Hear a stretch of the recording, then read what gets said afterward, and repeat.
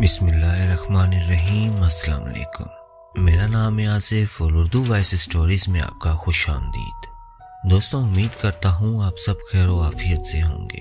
سب سے پہلی بات، یہ کہانی بچوں کے لیے نہیں ہے، تو اگر آپ کی عمر 18 سال سے کم ہے تو آپ ابھی اس کو بند کر دیں۔ دوستوں، آج کی یہ کہانی بہت ہی خوفناک ہے۔ کہانی سٹارٹ کرنے سے پہلے نئے آنے والے ویورز سے گزارش ہے کہ میرا چینل سبسکرائب کر دیں، کیونکہ کہانی سٹارٹ ہونے کے بعد آپ کہانی میں ایسا کھوئیں گے کہ سبسکرائب کی طرف آپ کا دھیان ہی نہیں جائے گا۔ تو اس لیے آپ سے ریکویسٹ ہے کہ چینل کو ابھی سے سبسکرائب کر دیں، شکریہ۔ بشیر خان لاہور کا رہائشی تھا۔ اس کے 2 بڑے بھائی تھے۔ ان تینوں بھائیوں کی شادیاں ہو چکی تھیں اور تینوں کے پاس الحمدللہ اولاد جیسی نعمت بھی تھی۔ بشیر خان کے 2 ہی چھوٹے بیٹے تھے، باقی سب کی اولاد بڑی تھی۔ بشیر خان اور اس کے دونوں بھائی بس ڈرائیوری کرتے تھے۔ بشیر خان تو لاہور میں ہی بس چلایا کرتا تھا۔ اس کی 43 نمبر کی بس سارے لاہور کا چکر لگاتی تھی، جبکہ اس کے بڑے بھائی لاہور سے پشاور تک جاتے تھے۔ خان ٹرانسپورٹ میں ان کے والد صاحب کا نام کافی مشہور تھا۔ انہوں نے بھی اپنی ساری زندگی ٹرانسپورٹ کے نام کر دی تھی۔ ان کے والد صاحب کی نام کی وجہ سے انہیں اچھی تنخواہ پر رکھ لیا گیا تھا۔ تینوں بھائیوں میں بہت اتفاق تھا، سب پیار محبت سے رہتے اور زندگی بہت خوبصورت گزر رہی تھی۔ شاید آگے بھی خوبصورت گزرتی اگر بشیر خان کے ساتھ ایک خوفناک واقعہ پیش نہ ہوتا۔ ہوا یہ کہ بشیر خان کی ڈیوٹی رات 11 بجے ختم ہو جاتی۔ وہ اپنی بس اڈے پر دوسرے بندے کو دے کر سارا پیسہ جمع کروا کر گھر آ جاتا تھا۔ اس کے بڑے بھائی کا بیٹا حافظ القرآن تھا۔ وہ رات 12 بجے تک ٹی وی پر تلاوت سنتا تھا۔ بشیر خان جب بھی رات کو گھر آتا تو بھتیجے کے کمرے میں تلاوت کی آواز آ رہی ہوتی اور بے اختیار اس کے قدم اپنے بھتیجے کے کمرے کی طرف چل پڑتے۔ وہاں کافی دیر بیٹھ کر تلاوت سنتا تو روح کو سکون پہنچتا۔ اس طرح اس کے دن بھر کی تھکاوٹ اتر جاتی اور پھر وہ سونے اپنے کمرے میں چلا جاتا۔ وہ ایک منگل کا منحوس دن تھا جب رات کو بشیر نے اپنی ڈیوٹی پوری کی اور بس اڈے پر کھڑی کرنے کے بعد اپنی موٹر سائیکل نکالی اور گھر کی طرف روانہ ہوا۔ بشیر خان کو اپنے گھر جانے کے لیے رستے میں روزانہ ایک قبرستان سے گزرنا پڑتا تھا۔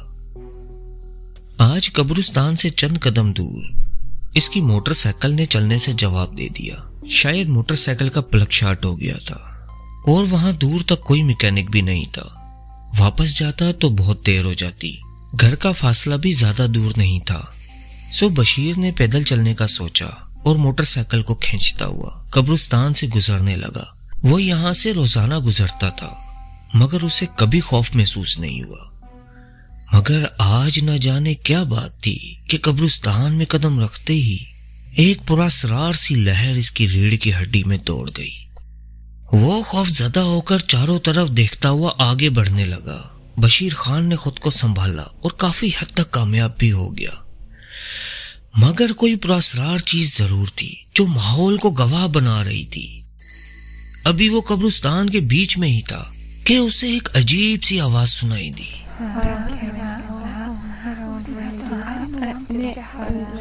وہ کسی عورت کی آواز تھی۔ وہاں سامنے پکی ٹائلوں پر بنی قبر کے پیچھے سے وہ آواز آ رہی تھی۔ بشیر خان خوف میں آ گیا، مگر ساتھ ساتھ اس کا تجسس بھی بڑھنے لگا کہ اس ویران قبرستان میں رات کے اس ٹائم عورت کہاں سے آ گئی، اور اسی تجسس کے ہاتھوں مجبور ہو کر وہ آہستہ آہستہ قبر کے قریب گیا۔ عورت کی آواز اب واضح ہو چکی تھی، لیکن لاکھ کوشش کے بعد بھی بشیر خان عورت کی آواز میں کہے گئے الفاظ کا مطلب نہیں سمجھ پا رہا تھا۔ وہ اور آگے بڑھا اور وہاں کا منظر دیکھ کر اس کی روح کانپ گئی۔ وہ بری طرح لرز اٹھا۔ وہ دیکھتا ہے کہ ایک چھوٹے پیدائشی بچے کی کفن میں لپیٹی لاش اور کھلی قبر۔ سب سے عجیب بات کہ لاش کے قریب ایک عورت بیٹھی تھی جس کے جسم پر لباس کا ایک ٹکڑا بھی نہیں تھا اور اس کے بال پوری طرح کھلے ہوئے تھے۔ وہ بچے کا کفن اتار کر کچھ کر رہی تھی۔ پہلے تو بشیر نے سوچا چپ چاپ یہاں سے کھسک جاؤں، مگر اس کے ضمیر نے اجازت نہ دی۔ وہ عورت اس بچے کی لاش کی بے حرمتی کر رہی تھی۔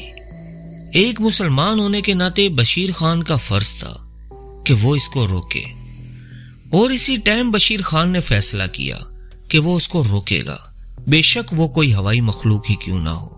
مگر اس سے پہلے وہ دیکھنا چاہتا تھا کہ عورت آخر کر کیا رہی ہے۔ وہ دبے پاؤں قبر کے بالکل پاس آ گیا۔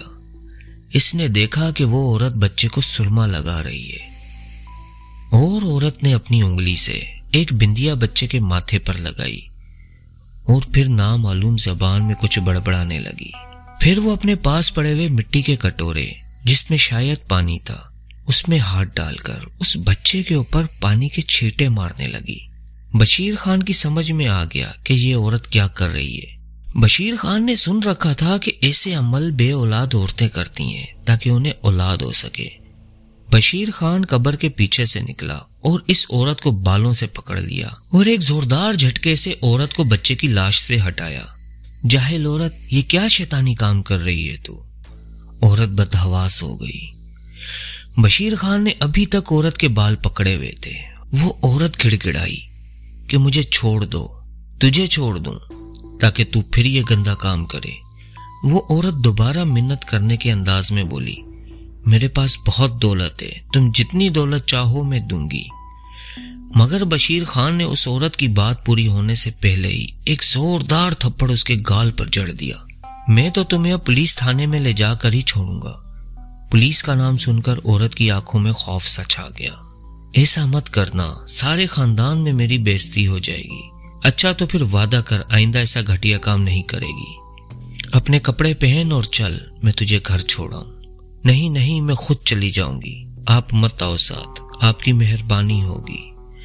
وہ عورت کپڑے پہنتے بشیر کی پھر سے منت سماجت کرنے لگی۔ نہیں، میں تیرے ساتھ تو ضرور جاؤں گا اور تیرے کسی بڑے سے بات کروں گا تاکہ تو آئندہ ایسا قدم نہ اٹھائے۔ ابھی بشیر خان یہی بول رہا تھا کہ اچانک وہ بشیر خان کے قدموں میں جھک گئی۔ بشیر خان سمجھا وہ اس کے پاؤں پکڑے گی اور ساتھ نہ آنے کی منت سماجت کرے گی، مگر بشیر کے تمام اندازے غلط ہو گئے۔ جب عورت نے جھک کر بشیر خان کے قدموں کے پاس پڑا مٹی کا کٹورا اٹھایا، اور اس سے پہلے کہ بشیر خان کچھ سمجھتا، اس عورت نے وہ کٹورا اس کے منہ پر دے مارا جو اس کے ماتھے پر لگا۔ بشیر خان نیچے گرا اور بے ہوش ہو گیا۔ عورت نے اپنے پاس پڑے دوپٹے سے اپنا منہ ڈھانپا اور قبرستان سے باہر کی طرف بھاگی۔ سڑک پر جا کر عورت نے ایک رکشہ روکا اور غازی روڈ جانے کو کہا۔ غازی روڈ اتر کر ایک گلی میں داخل ہوئی۔ تھوڑا دور پیدل چلنے کے بعد سیڑھیاں چڑھی اور اوپر فلیٹ میں چلی گئی۔ فلیٹ میں سامنے ایک شخص بیٹھا ہوا تھا جس کی عجیب سی شکل تھی۔ سچے الفاظوں میں کہوں تو نہایت ہی منحوس شکل تھی۔ وہ عورت اس کے پاس جا کر بیٹھی اور کچھ کہنے کے لیے منہ کھولا ہی تھا کہ اس شخص نے ہاتھ اوپر اٹھا کر اسے چپ رہنے کا اشارہ کیا اور بولا، میں جانتا ہوں سکینہ، تم اپنے مقصد میں کامیاب نہیں ہو سکی، بس تم کالی طاقتوں کا شکر ادا کرو کہ انہوں نے کوئی ٹھوس قدم نہیں اٹھایا، ورنہ عمل رکنے سے تمہاری جان کو خطرہ بھی ہو سکتا تھا۔ بابا جی، اب میں کیا کروں، آپ بتائیں۔ وہ عورت جس کا نام سکینہ تھا وہ بولی، اب تمہیں کچھ کرنے کی ضرورت نہیں۔ جس کام کو اس نامراد نے روکا ہے اب یہ کام وہی کرے گا۔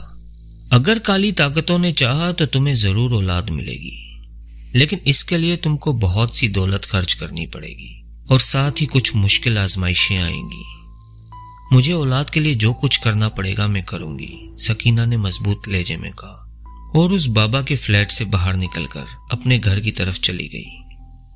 ادھر بشیر جو قبرستان میں بے ہوش پڑا تھا، اس کو ہوش آیا تو وہ عورت جس کا نام سکینہ تھا وہ وہاں سے جا چکی تھی۔ پتہ نہیں وہ کب سے وہاں بے ہوش پڑا تھا۔ اس کے ماتھے پر ایک گہرا زخم ہو گیا تھا۔ بشیر خان نے گھر جانے کا ارادہ کیا، پر جانے سے پہلے اس نے اس بچے کو دوبارہ سے دفنایا اور گھر کو نکل پڑا۔ گھر آ کر وہ سیدھا اپنے بھتیجے کے کمرے میں گیا جو اس وقت تلاوت قرآن سن رہا تھا۔ پھر تھوڑی دیر تلاوت سننے کے بعد وہ اٹھ کر سونے کے لیے چلا گیا، کیونکہ صبح اس کو جلدی جانا تھا اور موٹر سائیکل بھی ٹھیک کروانی تھی۔ 4-5 دنوں میں یہ واقعہ اس کے ذہن سے ختم ہو گیا، مگر جب بھی چھٹی کے وقت قبرستان سے گزرتا تھا تو اسے وہ عورت یاد آ جاتی تھی۔ وہ یہ سوچ رہا تھا کہ اس نے عورت کو بھگا دیا ہے، بس اب ختم ہو گئی۔ مگر اس کی زندگی کا سب سے بھیانک حصہ تو اب شروع ہونے والا تھا، جس سے وہ بالکل لا علم تھا۔ منگل کا دن پھر سے آ گیا۔ ڈیوٹی سے آ کر بشیر خان گھر داخل ہوا، تھوڑی دیر تلاوت سنی، پھر اپنے کمرے میں سونے چلا گیا۔ اس کی بیوی بچے حسب معمول سو چکے تھے، وہ بھی سو گیا۔ رات کا نہ جانے کون سا پہر تھا، جب وہ اٹھا اس نے اپنے بستر کی طرف دیکھا۔ بستر پر اس کا اپنا ہی ہم شکل سو رہا تھا۔ وہ باہر نکلا اور خود بخود اس کے قدم زمین سے اٹھ گئے۔ وہ ایک پرندے کی طرح اڑتا ہوئے قبرستان میں پہنچا۔ یہ کوئی اور قبرستان تھا، اور یہ قبرستان بشیر خان کے لیے بالکل نیا تھا۔ وہ اڑتا ہوا ایک چھوٹی سی قبر کے پاس اترا اور وہ غیر ارادہ طور پر قبر ہاتھوں سے کھودنے لگا۔ قبر گیلی اور تازی ہی تھی۔ چند لمحے قبر کھودنے کے بعد ایک پیدائشی مردہ بچہ اس کے ہاتھوں میں تھا۔ اس نے بچے کی لاش کو ایک طرف رکھا اور قبر کو بڑی مہارت سے بند کر دیا۔ بچے کو اٹھایا اور پھر اڑنے لگا۔ تھوڑی دیر کے بعد وہ ایک بلڈنگ کے سامنے اترا۔ نہ جانے کون سی جگہ تھی، سیڑھیاں اوپر جا رہی تھیں۔ اس کے کانوں میں کوئی کہہ رہا تھا کہ سیڑھیاں چڑھ کر اوپر آ جاؤ۔ وہ اوپر چلا گیا۔ اندر جا کر اس نے ایک شخص اور ایک عورت کو دیکھا۔ عورت پر نظر پڑتے ہی بشیر خان ٹھٹک گیا، کیونکہ یہ عورت سکینہ تھی، جس کو اس نے پچھلے ہفتے قبرستان میں پکڑا تھا۔ وہ کچھ کہنا چاہ رہا تھا، مگر کوئی عجیب طاقت اسے اپنے قبضے میں کیے ہوئے تھی۔ اس بچے کو لے جاؤ اور اپنا عمل پورا کرو، اس شخص نے بچے کی طرف اشارہ کرتے ہوئے عورت سے کہا۔ اس عورت مطلب سکینہ نے دیکھا، اس کو بچہ تو نظر آیا پر بشیر نظر نہیں آیا۔ یوں لگ رہا تھا جیسے کسی نظر نہ آنے والی مخلوق نے بچہ اٹھایا ہوا ہے۔ بہرحال وہ آگے بڑھی اور بچے کو لے کر ایک کونے میں بنے کمرے میں چلی گئی۔ سکینہ کے جانے کے بعد وہ شخص بشیر خان سے کہتا ہے، تم چلے جاؤ، جب تمہاری ضرورت ہوگی بلا لیا جائے گا، تمہارا جسم تمہارا انتظار کر رہا ہے۔ بشیر خان اس شخص کی بات سن کر کمرے سے نکل گیا۔ صبح جب بشیر خان کی آنکھ کھلی تو وہ اپنے بستر پر تھا۔ وہ بہت خوف زدہ ہوا، نہ جانے کیسا خواب تھا، اور جب گھڑی کی طرف دیکھا تو وہ لیٹ ہو چکا تھا۔ اگلے 30 منٹ کے بعد اس نے اپنی بس کا روٹ اسٹارٹ کرنا تھا۔ وہ جلدی سے رات والے خواب کو جھٹک کر نہانے باتھ روم میں چلا گیا۔ ادھر بشیر خان کے جانے کے بعد وہ منحوس شکل والا بابا، جس کا نام ناگیش بابا تھا، وہ سکینہ سے کہہ رہا تھا، صرف 6 منگل اور تمہیں یہ عمل کرنا ہوگا، پھر دیکھنا ضرور تمہیں اولاد ہوگی۔ سکینہ جو اس بچے پر عمل کر کے کمرے سے باہر نکلی تھی، بولی، مگر ناگیش بابا آپ نے کہا تھا یہ عمل وہ شخص ہی کرے گا، مگر یہاں تو اچانک ہی یہ بچہ آ گیا، وہ شخص کیوں نہیں نظر آیا؟ یہ سب تم نہیں سمجھ سکتی سکینہ، انسان جب سوتا ہے تو اس کی روح اس کا ساتھ چھوڑ دیتی ہے، اور ہم نے بشیر خان کی روح کو قابو میں کر لیا۔ اب وہ ہر منگل ہمیں کوئی نہ کوئی بچہ دے جائے گا، اور وہ یہی سمجھے گا کہ یہ سب خواب ہے۔ تم نے اس بچے پر وہ عمل کر دیا جو میں نے تمہیں بتایا تھا، اور اس بچے کو تم اپنے گھر لے جاؤ اور اپنے پلنگ کے نیچے رکھ دو، تب تک جب تک اگلے منگل وہ نیا بچہ نہیں لا کر دے دیتا۔ سکینہ نے جلدی سے بچے کو شاپنگ بیگ میں ڈالا اور اپنے گھر چلی گئی۔ شیطان اور انسان کی جنگ ازل سے جاری ہے اور آخرت تک جاری رہے گی۔ شیطان کے بہکاوے میں وہی آتا ہے جس کا ایمان کمزور ہوتا ہے، اور سکینہ کا شمار بھی کمزور ایمان والی عورتوں میں ہوتا تھا۔ سکینہ کا خاوند اشتیاق بہت ہی نیک صفت آدمی تھا۔ اشتیاق والدین کا اکلوتا بیٹا تھا، اور وہ شہر کے سب سے مہنگے ایریا میں ایک شاندار کوٹھی میں رہتے تھے۔ سکینہ کی ساس بھی بہت اچھی تھی، سسر کا تو کافی عرصہ پہلے انتقال ہو چکا تھا۔ اس کی ساس روایتی ساسوں سے بالکل الٹ تھی، مگر پوتے پوتی کی آس کسے نہیں ہوتی، اور وہ بھی جب اس کا بیٹا بھی اکلوتا ہو۔ ساس کبھی کبھی کہہ دیتی تھی کہ تم ہمیں کب پوتی پوتا دو گی، جس کا جواب سکینہ کے پاس نہیں ہوتا تھا۔ ڈاکٹرز کی رپورٹ کے مطابق میاں بیوی دونوں میں کوئی نقص نہ تھا، بس قدرت کی طرف سے ہی دیری تھی۔ سکینہ کے گھر کام کرنے والی ماسی نے ناگیش بابا سے ملنے کی ترغیب دی تھی، اور پھر ممتا کی تڑپ نے اسے گناہوں کی دلدل میں اتنا دھکیل دیا کہ اب وہ چاہے بھی تو واپس نہیں آ سکتی تھی۔ ساس بہو پر اتنی نظر تو نہیں رکھتی تھی، نہ ساس کے دل میں کوئی میل تھا، مگر پچھلے 1 ماہ سے بہو رات کو دیر سے گھر آتی تھی تو اس کی ساس کو ہلکا ہلکا سا شک ہونے لگا۔ آج بھی جب سکینہ رات کو 1 بجے لوٹی تو ساس جو کب سے اس کے انتظار میں جاگ رہی تھی، بہو کے آگے آ کر کھڑی ہوئی اور بولی، سکینہ بیٹی ایک بات کہوں، برا تو نہیں مانو گی؟ جی امی بتائیں۔ بیٹا اتنی رات کو گھر سے باہر رہنا ایک عورت کے لیے اچھی بات نہیں ہے۔ ماں جی میں اپنی دوست نائلہ کے پاس گئی تھی اور ٹائم کا پتہ ہی نہیں چلا۔ سکینہ کا جواب سن کر ساس بولی، اچھا اگر کھانا کھانا ہے تو کھا لو اور سو جاؤ، اس اشتیاق کو تو گھر کی فکر ہی نہیں ہے، کاروبار میں ایسا مصروف ہوا ہے کہ 2 ہفتوں سے پہلے گھر ہی نہیں لوٹتا۔ سکینہ جانے کے لیے اپنے کمرے کی طرف مڑی تو ساس نے کہا، بیٹا یہ شاپر میں کیا لائی ہو؟ کچھ نہیں ماں، بس تھوڑی سی شاپنگ کی تھی۔ سکینہ نے بظاہر تو سکون سے کہا، مگر اس کے اندر ایک طوفان سا ابل پڑا۔ وہ سوچ رہی تھی کہ اگر ساس نے اصرار کیا تو اسے کیا دکھائے گی، ایک بچے کی لاش؟ اچھا جاؤ بیٹا آرام کرو، ساس یہ کہہ کر اپنے کمرے میں چلی گئی، اور سکینہ نے سکون کا سانس لیا اور بابا کے بتائے ہوئے طریقے سے بچے کو بیڈ کے نیچے رکھ کے بیڈ پر سونے لیٹ گئی۔ طرح طرح کی سوچوں نے اسے گھیر لیا، پھر نہ جانے کب وہ نیند کے آغوش میں چلی گئی۔ اس طرف بشیر خان الگ پریشان تھا۔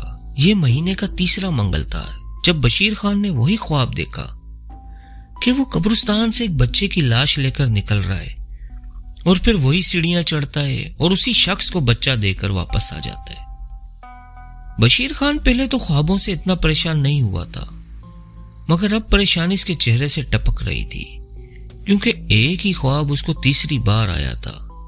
وہ اگلے ہی دن ایک ڈاکٹر کے پاس گیا، ڈاکٹر کو ساری بات بتائی۔ ڈاکٹر نے چیک اپ کیا اور بولا، تمہاری تمام رپورٹس اوکے ہیں، تم بالکل ٹھیک ہو، مگر ایک بات پوچھوں، صاف صاف بتانا۔ میرے پاس ایسے کئی کیس پہلے بھی آئے ہیں جن میں مریض ایک ہی طرح کا خواب بار بار دیکھتا ہے، یا تو وہ خواب والا منظر اس کی زندگی میں آنا ہوتا ہے یا پھر آ چکا ہوتا ہے۔ بشیر صاحب کیا آپ کے ساتھ بھی کبھی کوئی ایسا واقعہ پیش آیا ہے؟ جی ڈاکٹر صاحب ایک دفعہ میرے ساتھ ہوا ہے۔ بشیر خان نے ڈاکٹر کو قبرستان میں داخل ہونے سے لے کر بے ہوش ہونے تک کے تمام حالات بتا دیے۔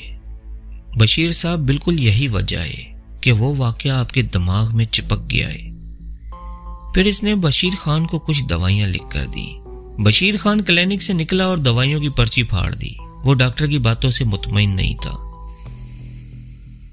اس نے 1 بار نہیں 3 بار یہ خواب دیکھا تھا، بلکہ خود اپنی آنکھوں سے قبرستان والی عورت کو دیکھا تھا۔ بشیر کو ڈاکٹر کی بات پر تسلی نہیں تھی، کیونکہ اگر یہ خواب ہی تھا اور اس کے دماغ میں وہ حادثہ چپک گیا ہے تو اس کو یہ خواب روز آنا چاہیے تھا، مگر اس کے اندازے کے مطابق ہر 7ویں دن یہ خواب آتا تھا اور وہ کسی مختلف قبرستان سے بچے کی قبر کھودتا اور نامعلوم پتے پر نامعلوم شخص کو دے آتا۔ وہ سوچوں میں غرق روڈ پر چلا جا رہا تھا کہ اسے ایک دوست کی آواز آئی۔ بشیر خان آج ڈیوٹی پر نہیں گئے۔ اس کے دوست مختار نے قریب آتے ہوئے کہا، محلے میں اس کی سبزی کی دکان تھی، بس یار مختار تھوڑی طبیعت ناساز ہے۔ مختار بولتا ہے، تو کسی ڈاکٹر سے چیک اپ کروایا؟ یار مختار میری بیماری ڈاکٹر کے بس سے باہر ہے، مگر مسئلہ کیا ہے؟ کچھ نہیں یار، چھوٹی سی بات ہے۔ بشیر بات ٹالنے لگا۔ یار بشیر کبھی کہتے ہو چھوٹی سی بات ہے اور کبھی کہتے ہو کہ ڈاکٹر کے بس کے باہر ہے، مجھے بتاؤ تو صحیح کیا بات ہے؟ آؤ میرے ساتھ سامنے ہوٹل پر چائے پیتے ہیں اور پھر اس مسئلے کا حل نکالتے ہیں۔ دونوں دوست ہوٹل پر چلے گئے، چائے پیتے ہوئے باتیں کرنے لگے۔ بشیر نے ساری بات بتائی۔ بشیر میرے پاس ایک پیر کا پتہ ہے، ہو سکتا ہے تمہارا مسئلہ وہاں حل ہو جائے۔ مختار میں بھی کچھ ایسا ہی سوچ رہا تھا، تم مجھے پیر صاحب کا پتہ دو۔ مختار نے کاغذ پر پینسل سے پتہ لکھ کر دے دیا۔ اگلے ہی دن بشیر پیر صاحب کے آستانے پر چلا گیا۔ وہاں کافی رش تھا۔ اپنی باری آنے پر اندر چلا گیا۔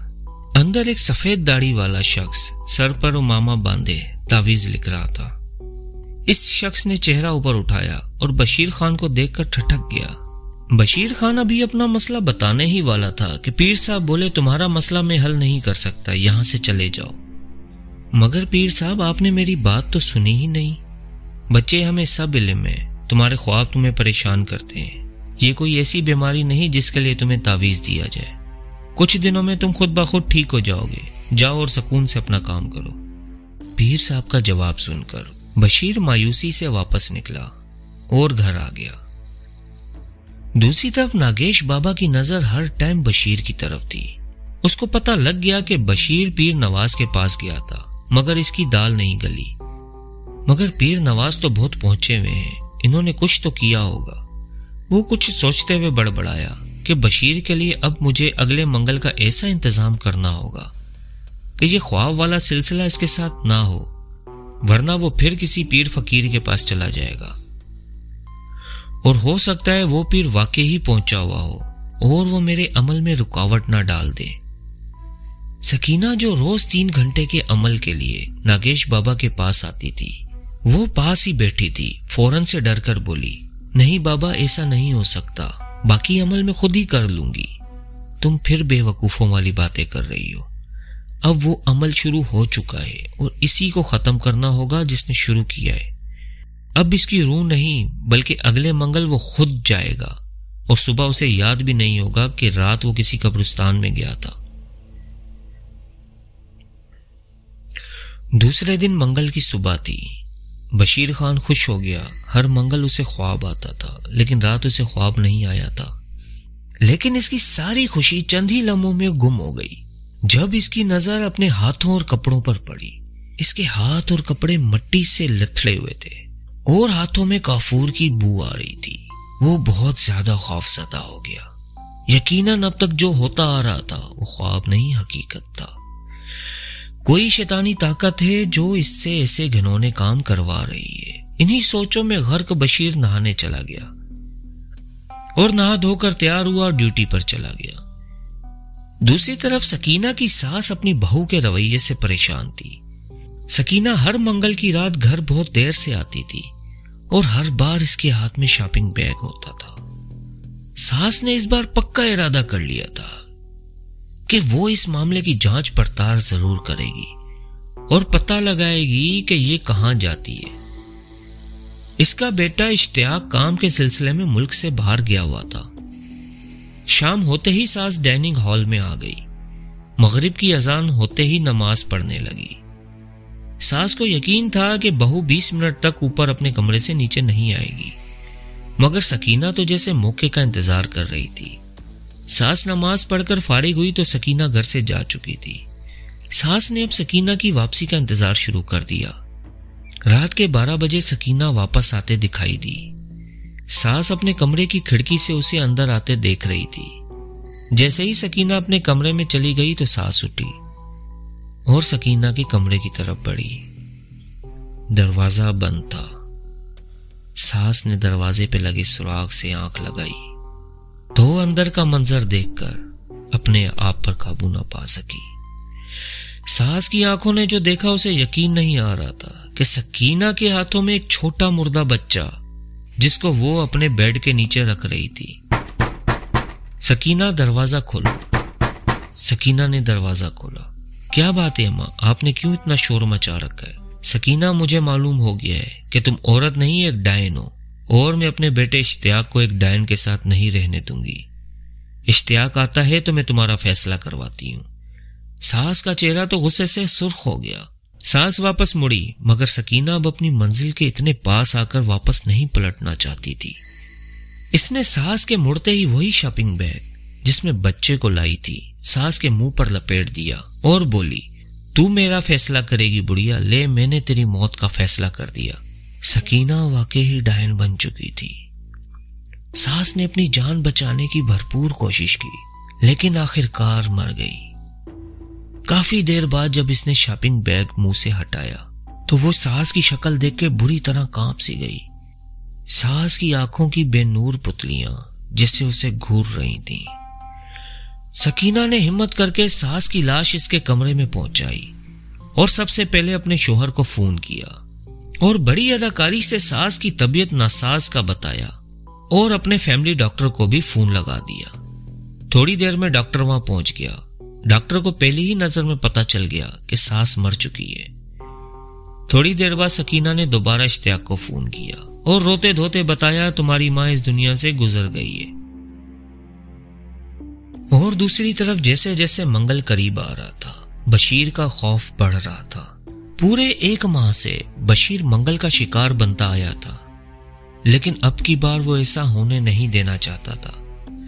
ڈیوٹی ختم کرنے کے بعد وہ گھر کی طرف چل پڑا۔ کچھ سوچ کر اس نے اپنی موٹر سائیکل میڈیکل اسٹور کی طرف بڑھا دی اور وہاں سے جاگنے والی گولیاں لے کر گھر آ گیا اور وہ گولیاں کھا لی۔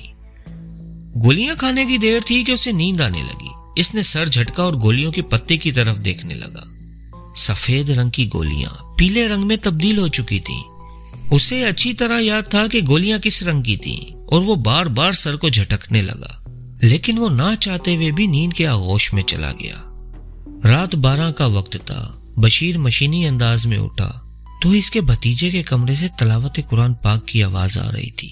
سورہ ناس کی پہلی آیت کا ترجمہ چل رہا تھا، پھر دوسری آیت پڑھی گئی، پھر تیسری، پھر چوتھی آیت پر بشیر خان ٹھٹک کر رہ گیا اور قرآن پاک کی میٹھی آواز بشیر خان کے کانوں میں پڑی تو اس کا منہ سرخ ہو گیا، مٹھیاں بند ہونے لگی۔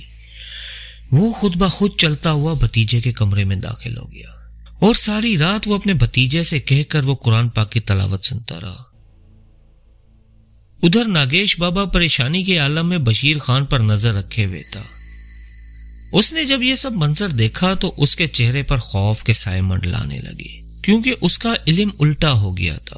اس کو پتا تھا کہ اب کیا ہونے والا ہے۔ وہ جلدی سے اپنے کمرے میں گیا۔ وہاں ایک بہت بڑا اور خوفناک شکل والا بت تھا۔ وہ اس کے آگے سجدے میں گر گیا اور گڑ گڑا کر معافی مانگنے لگا کہ بس ایک موقع اور دے دو، میں سب ٹھیک کر دوں گا۔ پر اسی ٹائم اس کے جسم پر نہ جانے کہاں سے آگ لگ گئی اور وہ دیکھتے ہی دیکھتے جل کر راکھ کا ڈھیر بن گیا۔ دوسری طرف سکینہ 2 دن میں ناگیش بابا کے گھر کے 10 چکر کاٹ چکی تھی، پر ناگیش بابا کا گھر بند تھا۔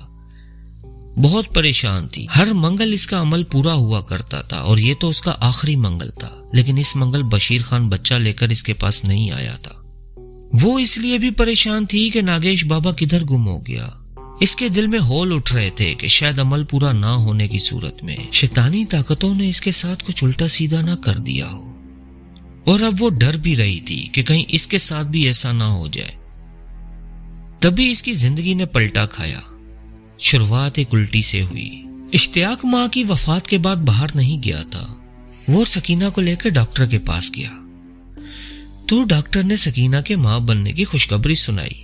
اشتیاق کی تو خوشی کی انتہا نہ تھی۔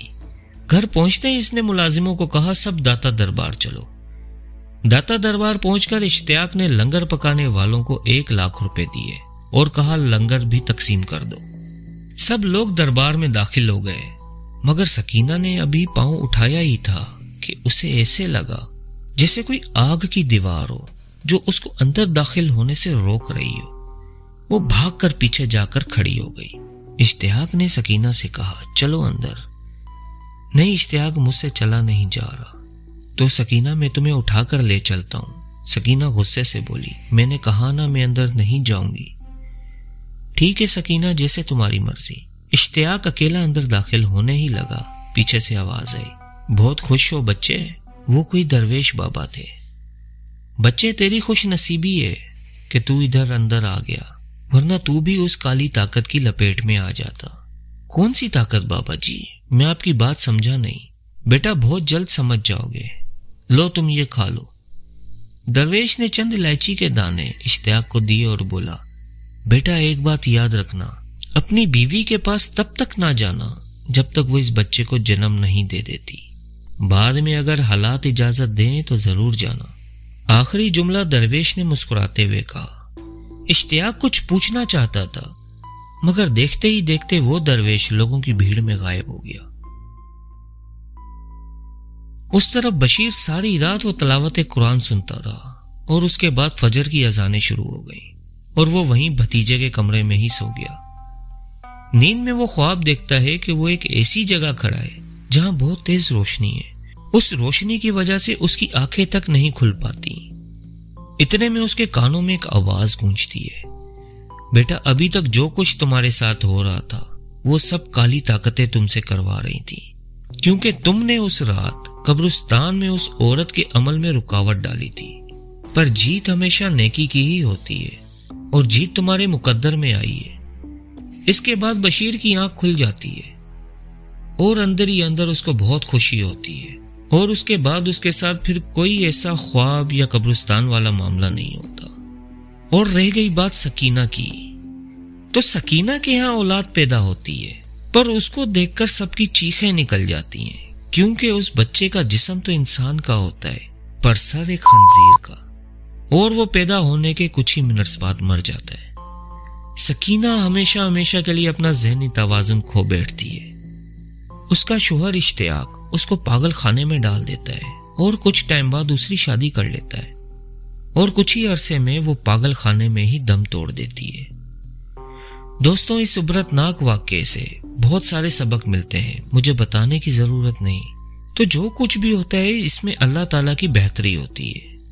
ایک اور آخری بات، انسان کو ہمیشہ اللہ پاک کی ذات پر یقین رکھنا چاہیے۔ وہ جو بھی کرتے ہیں اس میں ہماری بہتری ہی ہوتی ہے، جو بعد میں جا کر ہم کو احساس ہو جاتا ہے۔ اللہ پاک ہم سب کو نماز کا عادی بنائے اور ایسے تمام شیطانی کاموں سے دور فرمائے جس کا انجام دنیا میں رسوائی اور آخرت میں جہنم ہے۔ امید کرتا ہوں آج کی سٹوری آپ کو پسند آئی ہوگی۔ اگر آئی ہے تو ویڈیو کو لائک کیجیے گا اور چینل کو سبسکرائب کر دیجیے گا۔ کمنٹ کر کے اپنی رائے کا اظہار ضرور کیجیے گا۔